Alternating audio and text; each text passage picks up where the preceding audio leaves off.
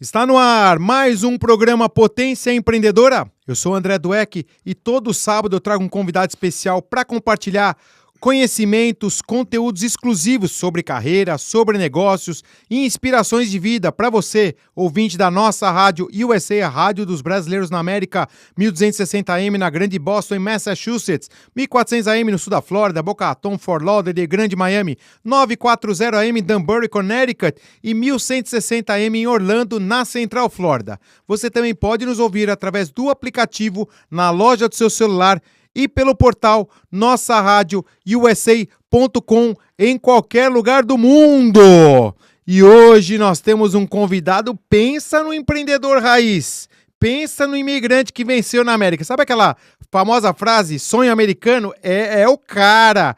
E hoje a gente vai explorar todas as histórias dele que inspiram de verdade, daquelas que provam que acreditar nos seus sonhos, mesmo quando tudo parece muito difícil, pode transformar vidas.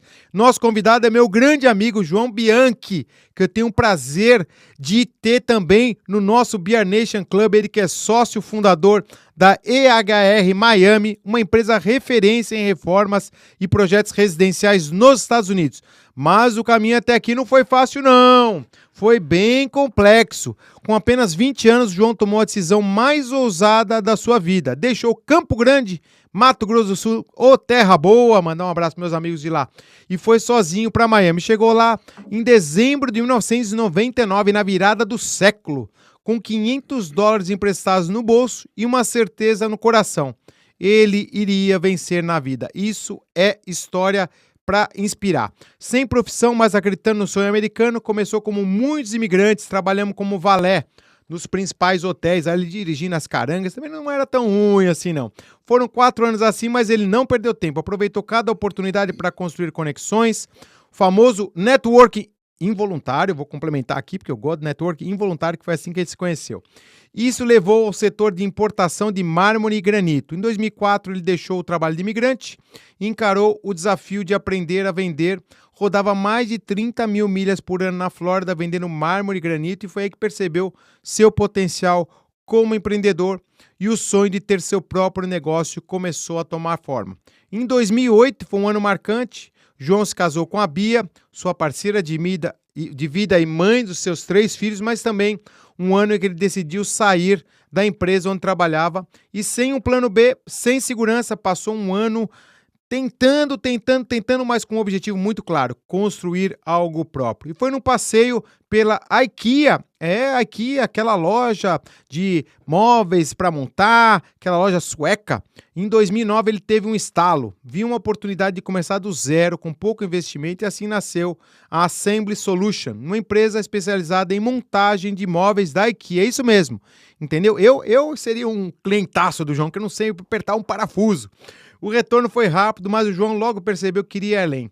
Queria resolver problemas reais de quem comprava imóveis em Miami e precisava de soluções práticas. Foi aí que, em 2011, começou a gerenciar reformas e obras. Com o tempo, construiu uma rede sólida de subcontratados e fornecedores, de parceiros, oferecendo gerenciamento completo de projetos. Mas a virada mesmo veio em 2015. Olha lá, hein? Quando ele trouxe a arquiteta Laila Flores, fera demais também, precisamos trazer ela aqui no programa, hein? Direto do Brasil para se juntar ao time. Laila não só apostou no projeto, se tornou sócia e general contractor e juntos deram um salto gigantesco. Nascia ali a EHR Miami, depois ele vai explicar essas 3 letras aqui pra gente. Especializada em serviços de home improvement e que hoje é sinônimo de excelência e inovação no setor. A história do João é sobre coragem, resiliência e visão.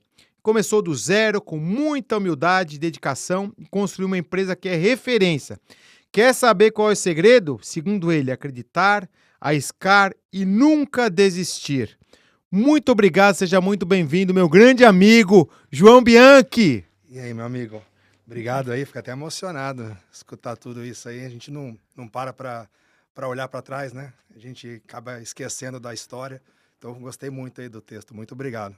Muito bom. Assim, eu costumo falar que o nosso programa, só a biografia dos convidados já dá um episódio. Porque a gente traz pessoas justamente para inspirar o nosso ouvinte. da nossa Rádio USA, que tem diversos tipos de pessoas que vêm aqui, de profissionais, todos com homogeneidade nos princípios, pessoas corretas, honestas, trabalhadoras, batalhadoras, de família, valores e princípios éticos, mas com skills, com atributos, com experiências profissionais totalmente diferentes. E é isso que traz e faz o nosso programa Potência Empreendedora ser tão rico e ter ajudado, ou estar ajudando, né? Mais de um ano de programa, tanto a comunidade brasileira, seja os brasileiros que moram aqui na América, ou brasileiros que moram ainda no Brasil, que nos ouvem através das plataformas digitais, ou muita gente em Portugal, tem uma audiência muito grande também em Portugal. Então a gente sempre traz pensando em contribuir com o desenvolvimento pessoal, profissional e também inspirar pessoas que estão sempre nos ouvindo. E a sua história, João, é uma história muito inspiradora. A gente tem até que separar em 2 blocos. O programa tem 2 blocos. É o seguinte, a história é tão legal que o primeiro bloco é o seguinte, vamos falar do passado. Vamos. O João saiu lá de Campo Grande, no Mato Grosso, pegou, tava tudo certo lá. E aí conta a história, porque eu sei a história, mas eu prefiro que você conte aqui que vai ser emocionante. Vamos lá. 1999, era agosto mais ou menos, e eu tinha voltado de um intercâmbio, eu tinha estudado aqui nos Estados Unidos de 97 a 98, e voltei para o Brasil, já falava um pouco de inglês, e queria, bom, como todo mundo, entrar na faculdade, né? Só que a qualidade de vida, né, que eu tinha no Brasil quando eu voltei do intercâmbio tinha mudado, né? O trabalho da minha mãe, tudo tinha mudado e eu não estava... eu não me senti bem lá. Entrei na faculdade, mas não estava feliz. E um dia, no final de uma festa, parei com um amigo meu, Emanuel, até dar um abração para ele, Emanuel Macedo, abração, irmão, obrigado. Porque a gente sentou para comer um lanche e ele deu a ideia.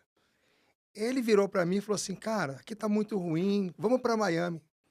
Desse jeito. E esse negócio entrou na minha cabeça. Como se fosse vamos para São Paulo. Exato. Desse jeito assim, sabe? Vamos para Miami, tem o Pedro Henrique tá lá. E aquele negócio entrou na minha cabeça de um jeito, mas de um jeito, que eu cheguei em casa, eu acordei no domingo e virei para minha mãe e falei, mãe, tomei uma decisão, a decisão da minha vida. Vou morar em Miami. Ela, como assim? Você vai estudar, vai fazer sua faculdade. Eu falei, não. Vou morar em Miami. Você não tem dinheiro? Eu falei, a gente arruma emprestado. Tem jeito, não tem problema. Aí eu fui para São Paulo, de ônibus, porque eu também não tinha dinheiro.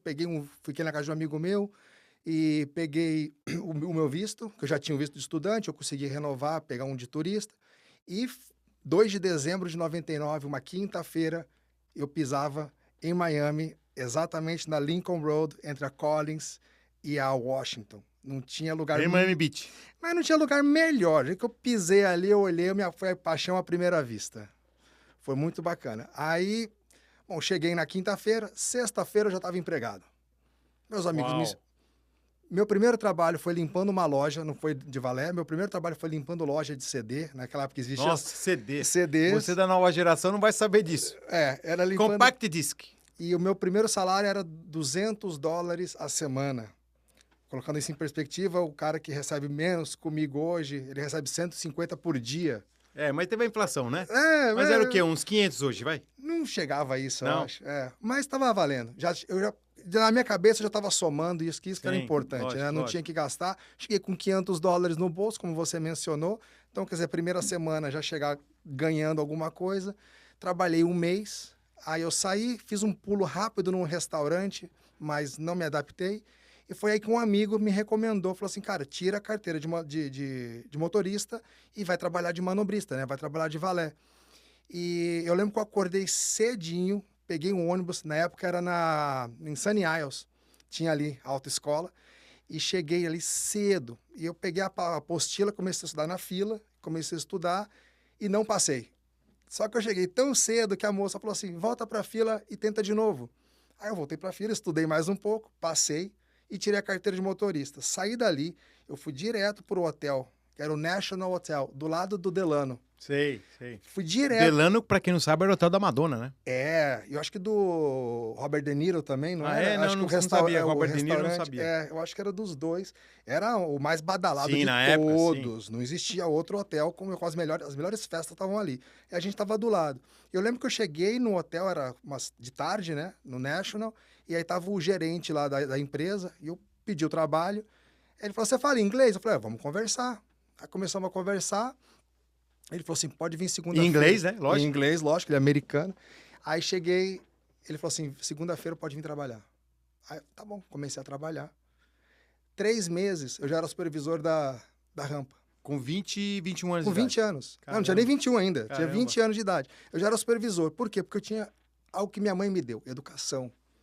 Princípios, é isso aí. Princípios. A minha mãe me ensinou, então eu sabia tratar as pessoas. A forma que eu descia, recebia as pessoas, abria a porta. E isso chamou a atenção do gerente, do general manager do hotel.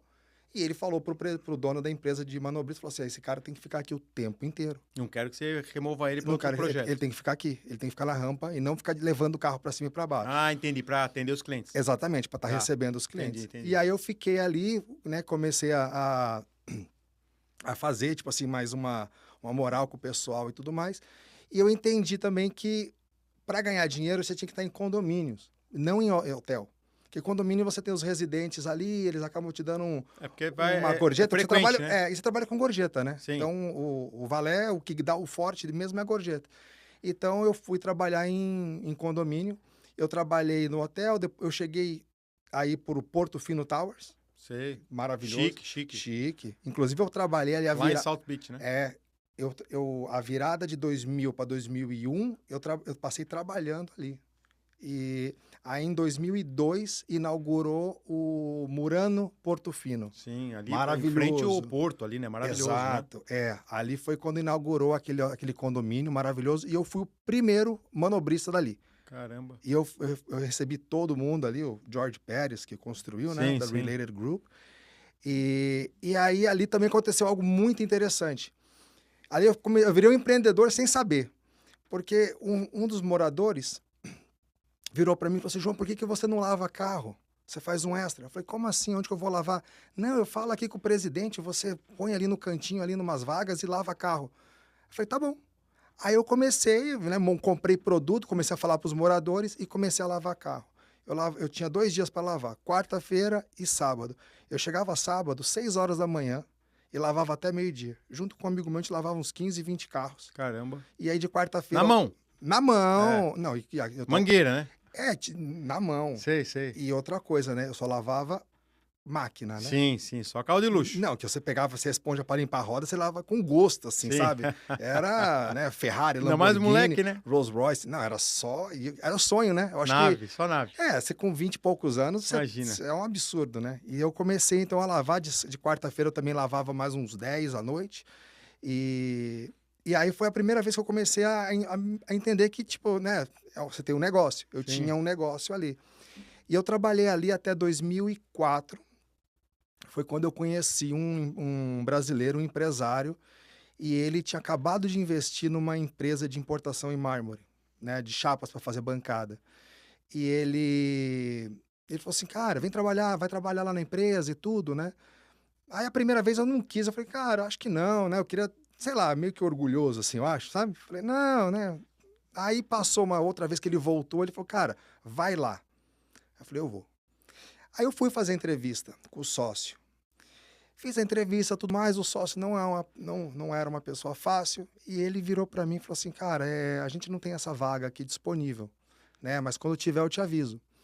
Aí eu fiz um all-in, que a gente aprendeu com o Rafael Reis, né? E eu tinha feito lá, você imagina, isso em 2004, eu fiz um all-in. Eu virei pro cara e falei assim, olha, vamos fazer o seguinte, eu trabalho 1 mês de graça para você. Se você gostar do meu trabalho, você me contrata. Se você não gostar, eu volto, eu saio. Ele falou, tá bom. Em 2 semanas ele me contratou. Caramba. Aí era para trabalhar com a parte de logística, que eu não tinha noção o que era, e comecei a trabalhar com a parte de logística, de, né, recebimento de chapa, distribuição e tudo. E eu comecei a perceber ali que eu não estava ganhando nada. Eu tinha um salário, na época era, sei lá, $3.500, $4.000 mês, lavando carro e valé.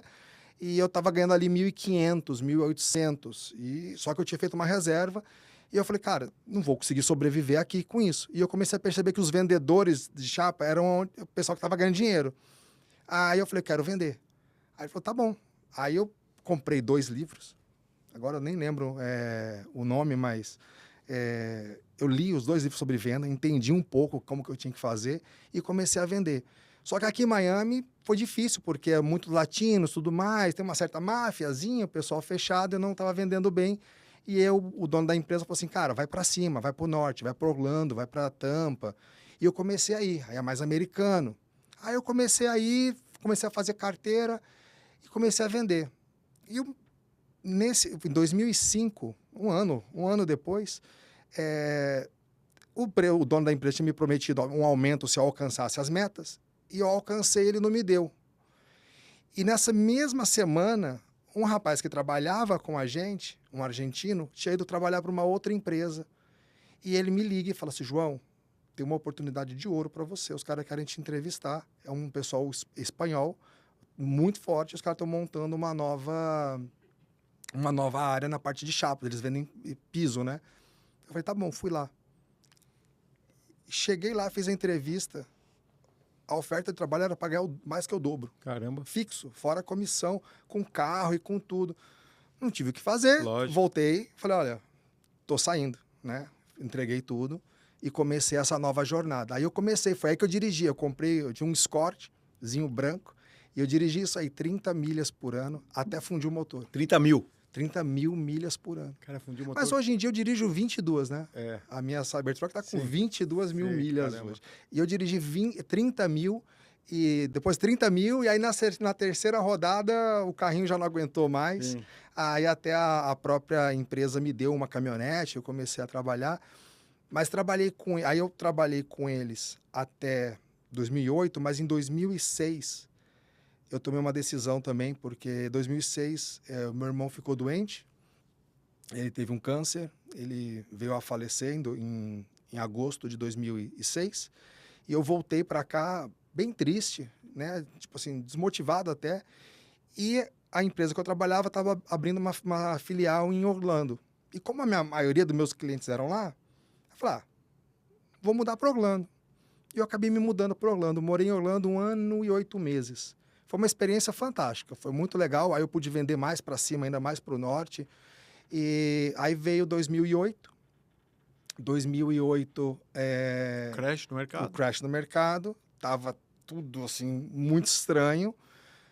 E eu já tava eu já não tava mais animado, sabe? Tipo assim, de vender o granito. Eu já tinha dentro de mim, tava me coçando. Mas tem alguma coisa a ver com o falecimento do seu irmão? Não, Meus aí sentimentos. era questão de... Sabe quando você tá vendo o outro ganhar dinheiro e você não tá? Sim. E eu sempre tive esse negócio de querer ter o meu negócio. Só que eu nunca estava preparado, ou eu não achava que eu estava preparado. E aí em 2000... E você tinha o quê? Uns 30 anos, então, aí, nessa época? É. Tá. Não, eu tinha 29. Já era casado? Não. Não? Não, Tá. eu casei em 2008. Tá. Eu saí de Orlando e voltei para Miami em março de 2008. Eu casei em 28 de novembro de 2008. Casei desempregado. Caramba, legal. Mas, Legal você ter essa... Porque a maioria das pessoas não fazem isso, né? Não. Espera E eu pedi para sair, não foi nem que eu fui mandado embora. Tipo assim, eu ia ser mandado embora eventualmente. Eu poderia ter ficado lá mais alguns meses, eles iam fechar, eu ia ter que sair. Ou eu ia voltar para Miami e ia ser vendedor deles em Miami, que a loja de Miami não fechou. Mas eu decidi voltar para Miami justamente porque eu não estava mais feliz de estar vendendo granito para os outros. Eu queria fazer algo para mim. E aí foi que eu falei, vou voltar. A Bia estava morando comigo lá, e aí a gente voltou para Miami. Eu fui morar de favor na casa da minha sogra. Morei 6 anos na casa da minha sogra. Cara, que sogra, hein? Minha sogra é o máximo. Gente boa, manda um abraço para ela aqui. Solange, muito obrigado, viu? Um beijão. Ela foi sensacional. Quando a gente foi para lá, eu falei assim, olha, nós vamos para casa da sua mãe, mas é o seguinte, eu vou sair de lá comprando uma casa. Eu não abro mão disso, eu vou trabalhar muito, nós vamos comprar uma casa. E eu cumpri isso aí depois de 6 anos.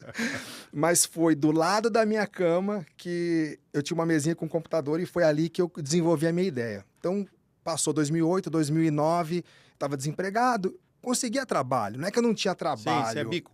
Não, tipo assim, eu fui entrevistar várias empresas de móveis, de tudo, e eles me chamavam para trabalhar. Só que eu não me sentia pertencendo àquilo ali. Eu falei, não, eu preciso de algo mais, algo que acenda mesmo, sabe? E aí, em 2009, um amigo meu falou, porque eu estava com uma ideia de trazer móveis do Brasil. Ele falou assim, João, você vai entrar num negócio que não vai dar certo.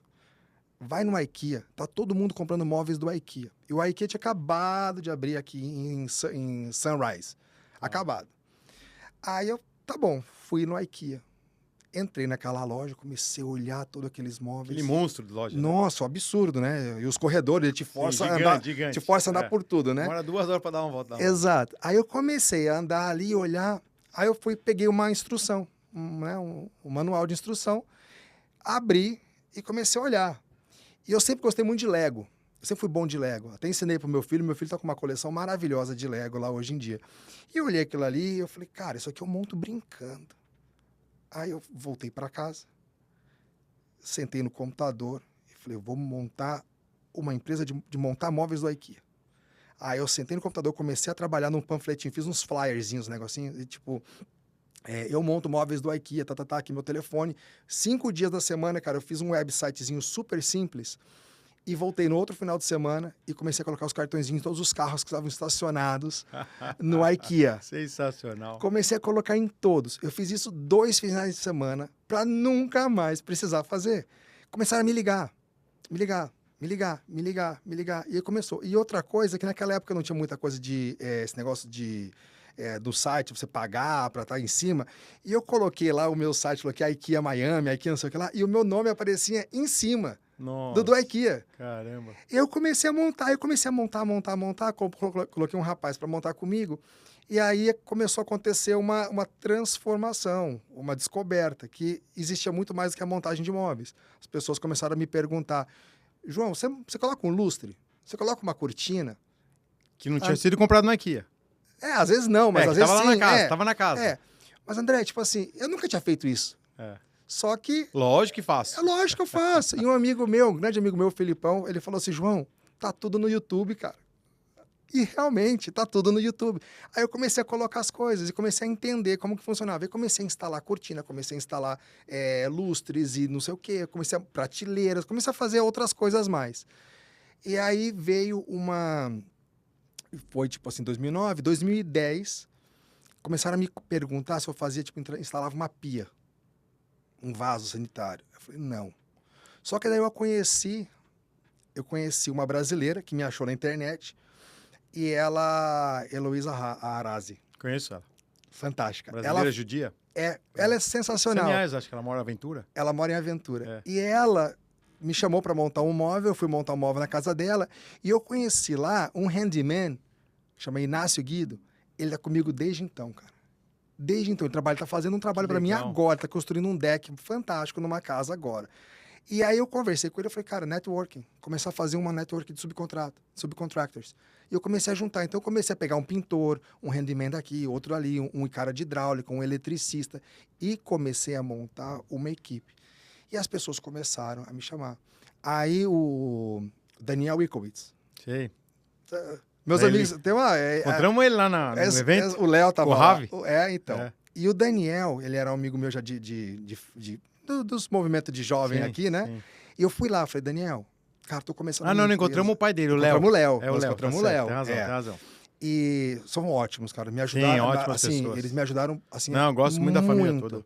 O Daniel, eu falei, Daniel, eu tô começando a minha empresa, assim, você não... Cara, me recomenda. Cara, ele começou a me mandar para todos os clientes. E naquela época, o dólar tava aqui, 1 e pouco, se eu não me engano. Que ano foi? 2011, 2010, 2011. Quase 2, 1,90, 1,80. Exato. E eu tinha dado crash, então os imóveis estavam muito baratos. A brasileirada Sim, foi quando eu comprei o meu. Então, né? Quem tinha dinheiro naquela época, lá conseguiu comprar. Conheci a Carol em 2010 e comprei em 2011. Aí. Aquela época foi uma época assim de ouro para os brasileiros que vieram para comprar, compraram super bem, né? Muito. Então eu tinha muito, e o pessoal não ia investir em imóveis caríssimos, né? Tinha poucas lojas aqui até na época, assim, de brasileiros, e eu pegava muito coisa do IKEA e comecei a montar para esse pessoal. E aí começou a surgir uma outra oportunidade. Eu sempre com a cabeça muito aberta, prestando atenção em tudo que estava acontecendo. E eu comecei, um amigo da minha sogra comprou um apartamento, contratou um contractor para fazer a obra, e ele falou, João, num jantar, ele falou assim, João, eu não tenho confiança deixar o apartamento aqui com esse cara. Você quer gerenciar para mim? Nossa, André, eu gerenciei aquela obra ali, aí foi assim, paixão à primeira vista também, entendeu? Tipo assim, cara, gerenciar a obra é legal demais. É muito mais, você tem mais criatividade e tudo. Aí eu comecei a gerenciar a obra e fui gerenciando a obra, foi indo super legal. Em em 2015, 2014, eu comecei a conversar com a prima da minha esposa, com a Laila Flores. E ela falava assim, eu quero morar em Miami, não sei o quê. Aí eu falei, vai lá, né? Vamos começar a trabalhar. Não posso te prometer mundos e fundos, estou começando, né? Mas vamos lá. E ela tomou a decisão e veio. E eu me preparei para fazer o curso de General Contractors. Que é difícil. Muito. São 50 pounds de livro. Você vai para estudar com uma mala. Sem brincadeira. É uma mala que você tem que levar. E aí eu comecei a estudar, comecei a fazer o curso. Só que em 2000... Aí a Laila já estava aqui, nós estávamos gerenciando obras juntos e tudo. Em 2015, eu estava esperando um filho, minha esposa estava grávida. E o meu filho acabou nascendo com um problema no coração. E ele viveu só 60 dias. E aquilo ali mexeu muito com a minha cabeça. Muito triste, muito triste e realmente tira o seu foco completo de tudo, sabe? Sentimento. E mexeu muito comigo na época. E a Laila, graças a Deus, a Laila estava comigo porque ela segurou a onda da empresa. Ela realmente foi fantástica. Eu só tenho a agradecer. E numa dessas eu falei, Laila, estuda você. Tira essa licença você. Né? Porque você já é arquiteta. Aí essa menina pegou, foi estudar. Rapaz, essa guria estudou, passou de primeira. Uau! E aí ela pegou a licença.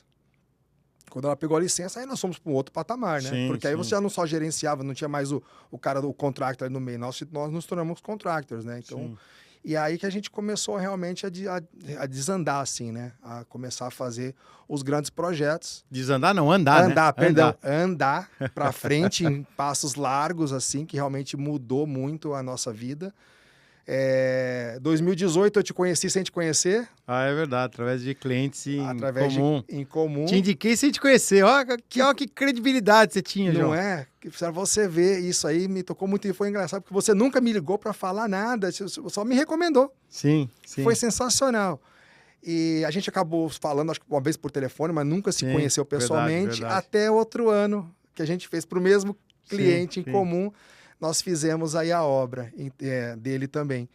Então, e aí hoje nós estamos nessa, né? Estamos fazendo... Chegamos nesse ponto de fazer obras de alto padrão, obras para investimento também, e também prestamos vários serviços pequenos, porque a gente entendeu. Como eu comecei pequeno, eu entendi que o trabalho pequeno te leva ao grande. Sim. Então eu não deixo o cliente na mão. Às vezes o cliente me liga para arrumar um ar-condicionado, eu conecto o cliente. Muito bom. Peraí que tem uma lição aí. Só que a gente vai chegando no primeiro intervalo comercial, que eu acho que tem uma lição aqui que a gente vai finalizar esse bloco. Se você não anotou, anota aí. É do cliente pequeno que muitas vezes surge o cliente grande. Então você que fica escolhendo o cliente, que quer só cliente grande, que dá muito lucro, que a margem é alta, que dá pouco trabalho, não funciona. Sabe por quê? Alguém vai estar pegando esse cliente que hoje ele é pequeno, pode ser grande amanhã. Hoje ele tem uma obra ou um serviço, né? Não estou nem falando só no caso aí desse setor do João, mas hoje é um serviço mais complexo, amanhã pode ser uma coisa mais simples. Então, cliente não tem carimbo. Anote essa frase, cliente não tem carimbo. Todos os clientes devem ser tratados iguais, com a devida atenção, e você não sabe o dia de amanhã. A não ser que, logicamente, você não tem um produto, não tenha como atender. Aí faz parte, entendeu? Você tem uma loja de produtos femininos, não dá para você atender o cliente masculino, entendeu? Aí tudo bem, então, nesse caso, né? Você tem uma loja de sapato, entendeu? Não dá para você atender alguém que quer uma camisa. Então, mas, tirando essas exceções, fica essa dica do meu grande amigo João Bianchi. A gente volta já com o segundo bloco do programa Potência Empreendedora. Não sai daí. Estamos de volta com o segundo bloco do programa Potência Empreendedora. Eu sou André Dweck e todo sábado eu trago um convidado especial para compartilhar conhecimentos e conteúdos exclusivos sobre carreira, sobre negócios, inspirações de vida para você, ouvinte da nossa rádio USA, a Rádio dos Brasileiros na América, 1260 AM na Grande Boston, em Massachusetts, 1400 AM no sul da Flórida, Boca Raton, Fort Lauderdale na Grande Miami, 940 AM em Danbury, Connecticut, 1160 AM em Orlando, na Central Flórida, e você também pode nos ouvir no aplicativo da loja do seu celular, pelo portal nossa rádio USA.com, em qualquer lugar do mundo. papo tava bom. Pensa no empreendedor raiz. Pensa num cara que não deixa a oportunidade passar. Várias lições do meu grande amigo João Bianchi, que a gente falou do passado lá, você, garoto, vindo pra cá, entendeu? Batalhas pessoais, profissionais, perdas, ganhos, sucessos, derrotas, mercado que quebra, mercado que sobe. Foi um roller coaster, foi uma montanha-russa essa primeira fase do programa, João. Mas a gente tá chegando mais ou menos agora, quando você já tá mais estabelecido. Tem lá, o que é a EHE? Porque eu nunca soube o que é essa sigla. Vamos começar por isso. Vamos. Quando a gente criou, eu e a Laila, primeiro a empresa chamava Assembly Solution and Home Management. Porque na minha cabeça eu falei, bom, vou Assembly Solution de montagem dos móveis, né? E Home Management porque eu já estava pensando também nessa questão de gerenciar algumas coisas. Mas quando a gente ficou sócio, em 2015, eu falei assim, vamos mudar o nome, fazer um nome mais curto.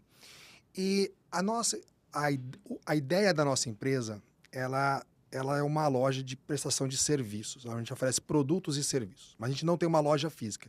Só que como o nosso objetivo sempre foi ter, a gente criou o nome EHR, Empório Home Renovation. Empório é uma loja, né, um nome antigo de uma loja onde lá você encontra diversos produtos, né? E isso vem de uma ideia do Home Depot, que eles vendem produtos seguidos de serviços. Então, a nossa empresa é muito isso. Nós não somos uma empresa de general contractor somente, mas sim uma empresa de prestação de serviço, de solucionar problemas para os clientes. Então, nós fazemos diversos outros serviços. Claro, o general contractor é o mais forte. Nós pegamos obras, são obras grandes, então aí é o carro forte. Mas, como a gente mencionou no outro bloco, cliente pequeno não passa. A gente segura, porque é muito importante. E mesmo depois que a gente termina uma obra do cliente grande também. Tipo, agora nós temos lá no Turnberry Ocean Club, prédio de apartamento de 9 milhões de dólares. Em Sunny Isles. Em Sunny Isles, maravilhoso. Na praia aqui em Miami, para quem não conhece. É sensacional.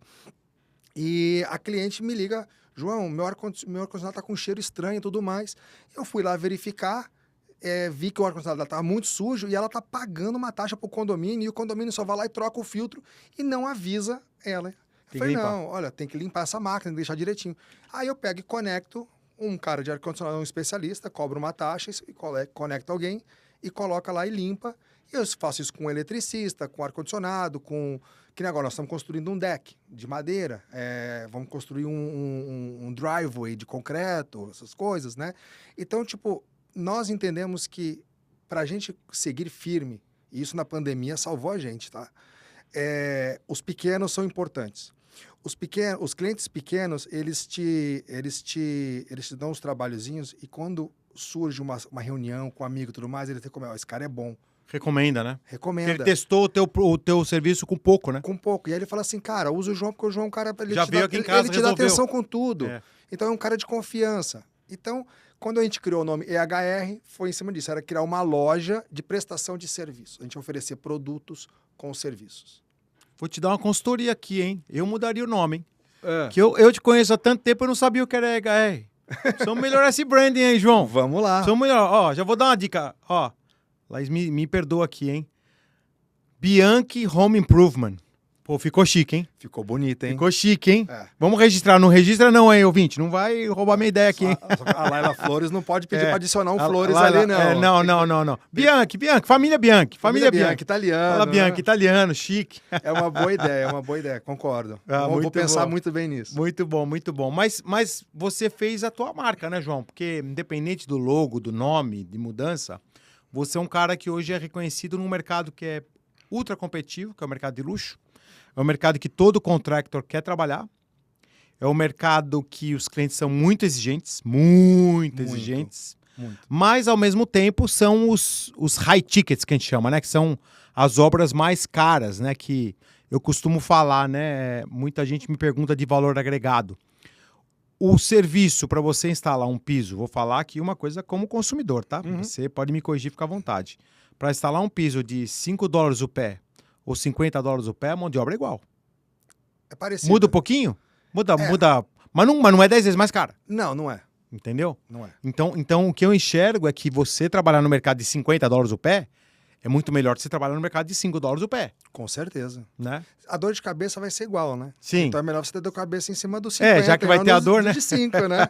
Boa, gostei. Tem que pensar dessa forma. Muito bom. E aí evoluindo para essa parte aqui, João, que eu acho que é uma coisa que é legal, porque tem muita gente do mercado de construção que deve estar nos ouvindo, né, nos acompanhando, muitos ouvintes, né, um mercado que os brasileiros têm muita tradição, seja na parte de construção de casa nova, seja na parte de reforma, de flip, enfim, e muitos imigrantes, né, assim como você, que chegam aqui nos Estados Unidos e às vezes não, muitas vezes é a porta da entrada, né? Que é um trabalho rápido, tá sempre precisa de mão de obra, né? Com certeza. Então eu queria desenvolver em cima disso, João, com esses problemas hoje, imigratórios e das questões aí que a gente tá vendo que tá acontecendo, né? Foi vou até falar, não vou nem falar pela Flórida, que eu acho que a Flórida tem menos, né? Mas você pega, por exemplo, lá no norte, a gente sabe que tá com vários problemas das pessoas com receio, né? Alguém que ainda não conseguiu seu visto de trabalho permanente, não tem seu green card, ou tá num limbo. E eu queria saber como que ficou esse desafio, a mão de obra sumiu, entendeu? Como é que tá? Eu não senti isso. Não? Ainda não. Muita gente foi embora. Eu tenho gente que decidiu ano passado mesmo, logo depois que o Trump ganhou, decidiram se mudar para outros estados, como South Carolina e North Carolina, mas muito pelo mercado, né? Porque Sim, são dois estados que são muito North fortes. Carolina tá grande. Eu tinha um chalé lá na montanha, muito Eu fiz forte. nós fizemos uma obra em North Carolina, em Charlotte, e foi um cliente nosso que vendeu apartamento aqui, vendeu tudo, aposentou jovem e quis levar a família para lá. E ele falou assim: João, comprei a casa, eu quero que você ia lá, ela gerencie para mim a obra, tudo mais. Cara, ele me mandou um link de uma casa de noite. No outro dia de manhã, ele falou assim: João, nem precisa mais olhar isso aí, porque já vendeu. De tão rápido. A média de venda de casa lá, assim, de bom padrão, é 19 dias. Até o ano muito passado. Nova Yorkino mudando para lá também. E eu me apaixonei por Charlotte. Cara, tanto que eu vou de férias agora, levei meus filhos, eu fiquei lá indo 3 meses. Eu gosto também, tem muitos amigos ali em Morrisville. Nossa, é sensacional o estado, né? E a Muito, beleza natural. Muito maravilhoso. Muito legal. Mas eu não senti essa mudança ainda. Eu, no último tempo, eu me desfiz de algumas equipes que estavam comigo há bastante tempo, porque baixou a qualidade, e eu acho que eles tiveram que trocar. Sim. Então, abaixou a qualidade do serviço, e eu falei, não, eu não posso ficar com... Lógico. Assim não dá. E aí eu tirei eles e peguei outras equipes, né? Porque aqui você sempre subcontrata, né? Sim. Então eu peguei outras equipes e eu não tô tendo nenhum problema até agora. Mas é uma preocupação, né? Eu sei que, tipo assim, que nem nós temos uma equipe de haitianos, que são pessoas fantásticas, sérias, mas eles entraram pelo governo Biden e agora vão provavelmente perder os status e vão ter que voltar. Mas pensa num pessoal bom, eles moraram no Brasil, sabe, trabalhadores duros, sabe, não tem preguiça. Povo sofrido, né? E sempre trabalhando direitinho, então eu gostei muito deles, coloquei para trabalhar comigo, todos documentados, direitinho, eu fiz eles abrirem empresa, coloquei seguro, que legal isso, hein, João? Isso é uma coisa que as pessoas não prestam atenção e eu fiz. Não, e ninguém faz isso, hein? Não, eu ensinei eles o caminho, porque como contractor, você não pode ficar contratando gente ilegal. Sim, e o cara tem um acidente também, né? Exatamente, o que acontece? Quando você pega um cara desse, você fala assim, não, vem aqui, ó, leva numa contadora. Aí você vai lá e fala assim, abre uma empresa. Aí você abre uma empresa. Aí você coloca um segurozinho, abre uma empresa de limpeza, abre uma empresa de alguma coisa. Aí você vai e coloca um seguro de $1 milhão, que vai te custar aí uns 160 por mês. E você, como tá legal, você consegue tirar o Workers' Compensation Exemption. Então você não precisa ter Workers' Compensation. Nós temos Workers' Compensation. Tá, até explica um pouquinho isso, que acho que é legal para quem tá ouvindo a gente. O Workers' Compensation é um seguro em cima dos seus funcionários, né? Eu não lembro como chama no Brasil, não tenho experiência, mas é um seguro de trabalho. Então, você, como general contractor, né, você é obrigado a ter Workers' Compensation. E não é barato. Não é barato, é caríssimo. E quanto mais você produz, quanto mais sobe o seu ticket, né? Quanto mais você fatura no ano, mais sobe. É percentual, né? É percentual, mais sobe. A mesma coisa com o liability, né? Nós temos obrigatoriamente um liability de $1 milhão, só que para entrar nesses condomínios high-end, eles pedem uma umbrella de $2 milhões. Então nós temos um seguro, um liability de $3 milhões. Para acontecer algum problema no apartamento, no prédio. Aí que vem a dica, tá? Aí vem uma dica boa para você. Mais uma, hein? Anota aí, meu ouvinte. Anota porque essa é importante. Quando você pega esses rapazes que já estão legais, mas você está pagando na pessoa física, ensina eles, abre uma empresa para eles, coloca o seguro, coloca o Workers' Compensation. Por quê? Porque ele vai ter o seguro de $1 milhão. você tem de 1, de 2, de 3, o que seja, você torna 4. Se você tem 3 funcionários desse mesmo formato, você já tem mais 3 milhões. E ele pode trabalhar depois, num outro dia, para uma outra empresa, né? Mas olha qual é o interessante para quem está contratando, no caso, a gente, né? Se eu tenho 4 funcionários do jeito que eu montei, com Workers' Compensation Exemption e com... Tem 4 milhões. Com liability, eu tenho mais 4 milhões de seguro. Então, se eu tenho 3, eu passo a ter 7. Eu tenho 7 milhões. Se acontece algum acidente numa obra, Sim. eu tenho 7 milhões de cobertura. Sim. Se você só tem 1 milhão, às vezes... não vai cobrir tudo, dependendo não vai do tamanho cobrir do tudo. acidente, E aí né? você pode quebrar a sua empresa. Lógico. E você pode entrar em maus... Entendeu? Sim, com certeza. Então, tipo assim, mas eu vou ajudar o cara. Lógico que você vai ajudar o cara. Você vai ajudar o cara porque você está se ajudando ao mesmo tempo. E também ele tem um acidente de trabalho, né? Então ele Você vai ter ter a cobertura, né? Exatamente. Então, a família dele também. Então, a maioria das pessoas não pensam dessa forma. E é barato, hein? 160 para 1 milhão de cobertura.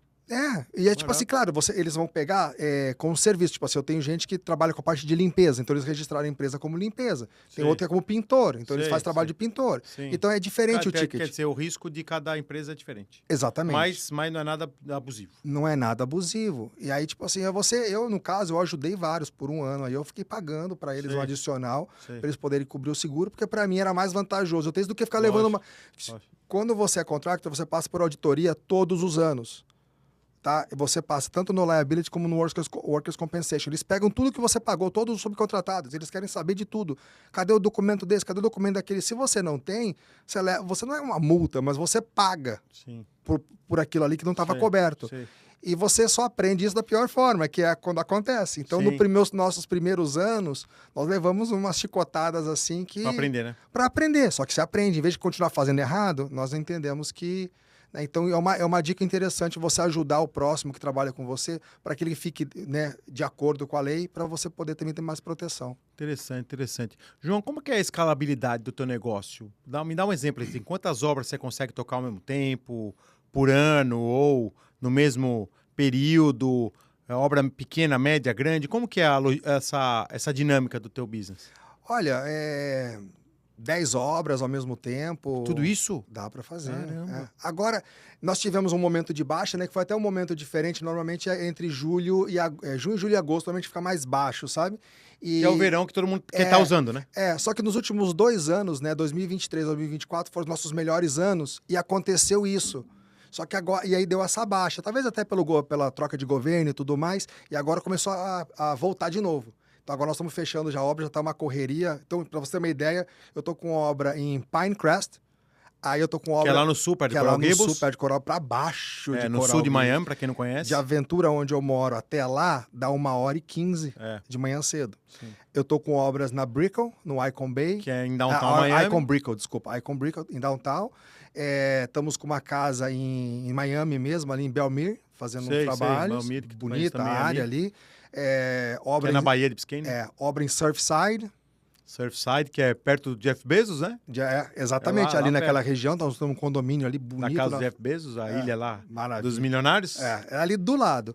E agora acabou de sair o permit para uma obra em Pompano. Aqui pertinho. Aqui pertinho. Nossa. E aí já temos outros que estão negociando, que estão para sair aí alguns permits também. Porque tem essa questão do processo, né? Sim, lógico. Então, às vezes você tem lá 10 obras, elas não andam ao mesmo tempo. Por isso que, se você se organiza, você consegue gerenciar. Porque uma começa com a demolição, daí a outra já está na parte de montagem de frames, são equipes diferentes. Sim. Aí você vai organizando. Sim. E nesse meio tempo eu vou pegando os trabalhos pequenininhos. Eu até agora estou com uma pessoa nova, fantástica, que vai começar a ajudar a gente nessa parte de gerenciar os trabalhos de handyman. Tá. Que são os pequenininhos. Os menores, sim. Sim, que é onde você está plantando, né? Exatamente. Todo mundo é uma sementinha e para dar fruto você tem que estar ali cuidando, dando uma atenção. Você pode abrir alguns números, João?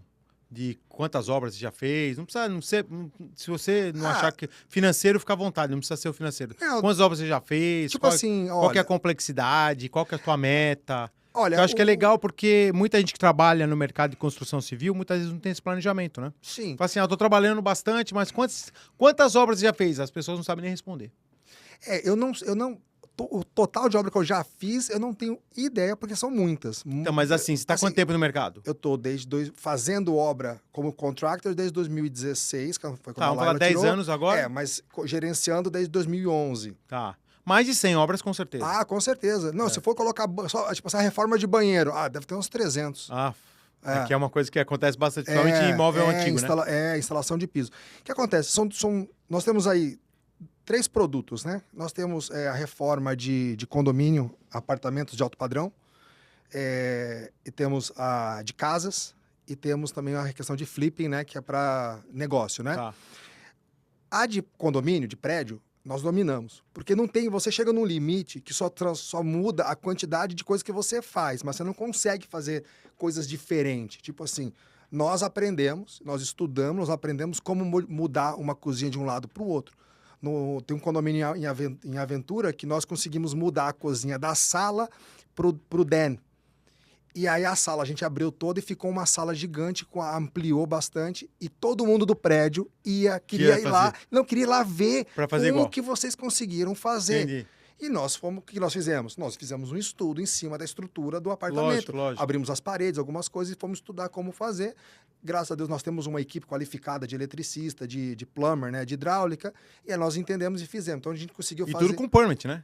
Não, legalzinho, tudo direitinho. E aí também nós aprendemos a fazer banheiro, onde não tem banheiro. Então, tipo assim, um apartamento que era um Jack and Jill, né? Para quem não sabe, o Jack and Jill são 2 quartos que dividem um banheiro, né? Você tem 2 acessos.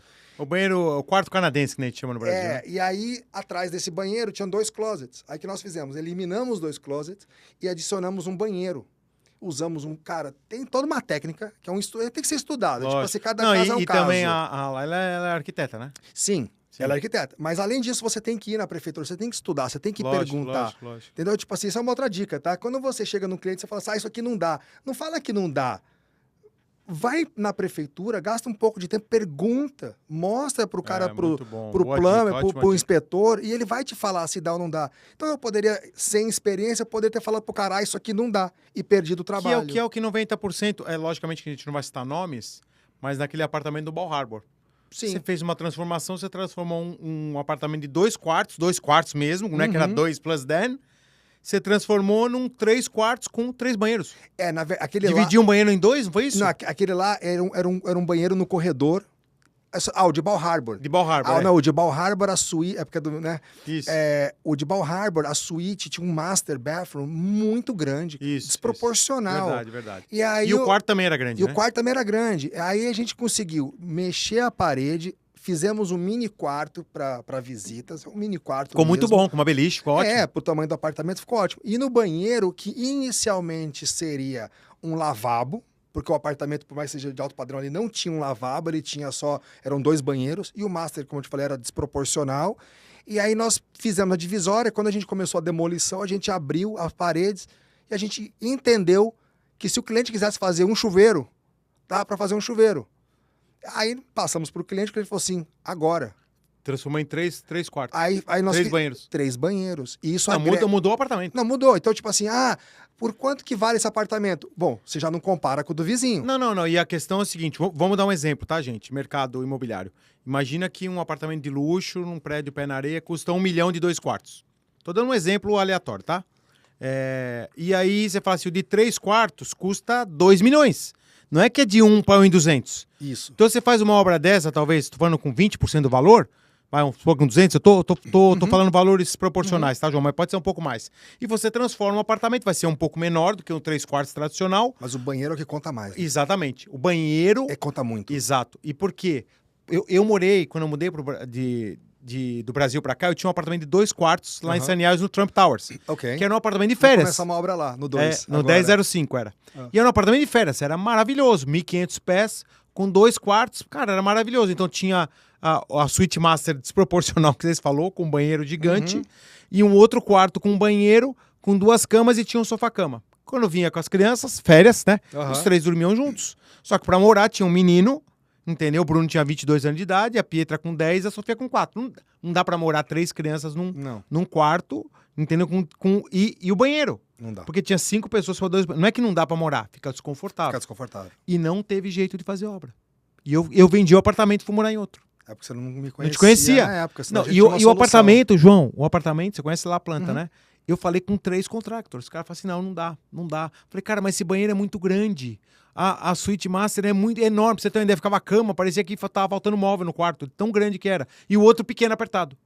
E 2 banheiros. Então eu vendi o imóvel mudou a minha qualidade de vida. Eu tive que vender um imóvel que eu gostava, que era no baita prédio, que era um custo bom, entendeu? Que tava tudo certo. Eu fui obrigado a mudar, porque o de 3/4 era essa proporção, tipo assim, era quase o dobro, não dava para comprar. Eu tive que sair do prédio. É isso. Todo apartamento tem uns segredos. Todos. Tem algumas coisas que é possível fazer que ninguém consegue fazer. Você tem que ter uma visão além do alcance. Você tem que prestar muita atenção. Você não tem que olhar só para o espaço, mas para o arredor. O que está atrás? Porque atrás da parede é onde está o segredo. É ali que está. E às vezes é preguiça, João?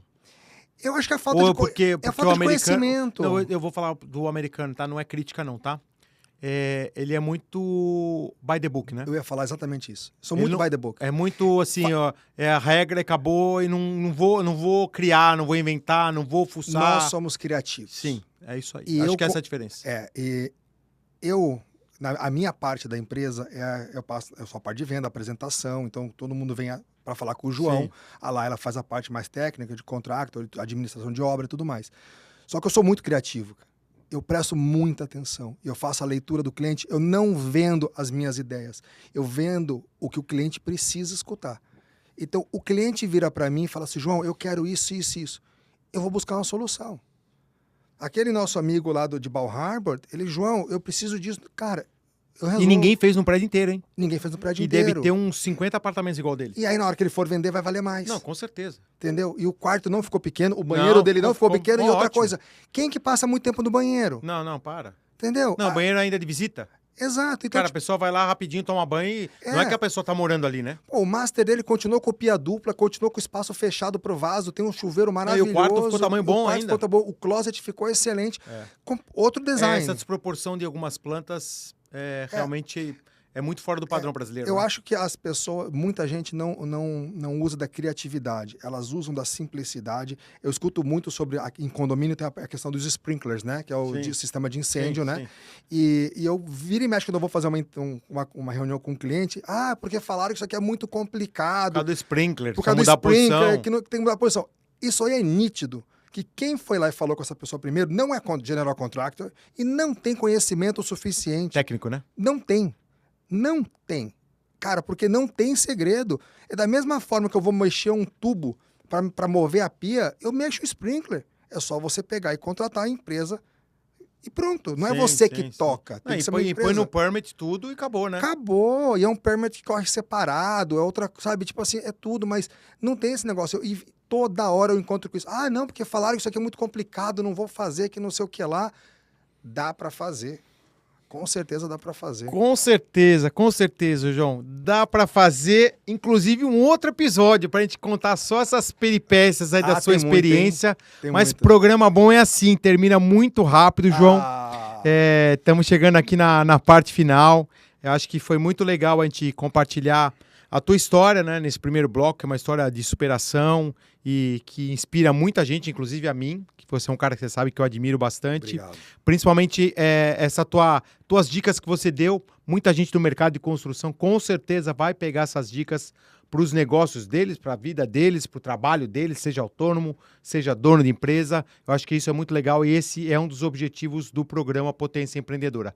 Trazer pessoas bacanas, legais, com histórias inspiradoras e, ao mesmo tempo, profissionais gabaritados, capacitados, que têm experiência para compartilhar. Quem fez acontecer na prática, como eu sempre falo, meu grande amigo Mark Tawil, Story Doer. Se você é um Story Doer, João. Obrigado. Muito obrigado por você ter vindo até aqui. Muito obrigado. Como é que faz para continuar essa conversa aqui, João? O meu ouvinte aqui vai querer continuar nas redes sociais aí, te fazendo pergunta, te seguindo. Como é que funciona? Olha, tem o meu Instagram pessoal, é jbianchi, BIANCHI, Miami. Esse é o meu pessoal. E o da empresa é EHR Miami. Para quem quiser conversar comigo, entra no pessoal lá que eu estou respondendo mais. Estou trabalhando isso aí já, o branding já, que eu aprendi muito aqui com o André. Então, eu estou trabalhando mais no meu pessoal, jbianchi Miami. Entra lá e a gente pode conversar muito. Aproveita para entrar lá, porque 6 meses atrás o Instagram do cara era fechado, privado. Falei, João, vamos abrir isso aí, cara. Você tem uma baita história, muito conteúdo. Bom demais, meu irmão. Obrigado. Obrigadão, irmão. Mais uma vez. Obrigado. E obrigado você, meu ouvinte, que me prestigia aqui o nosso programa Potência Empreendedora todo sábado e a gente volta na semana que vem com mais um episódio inédito. Bom fim de semana a todos e um grande abraço.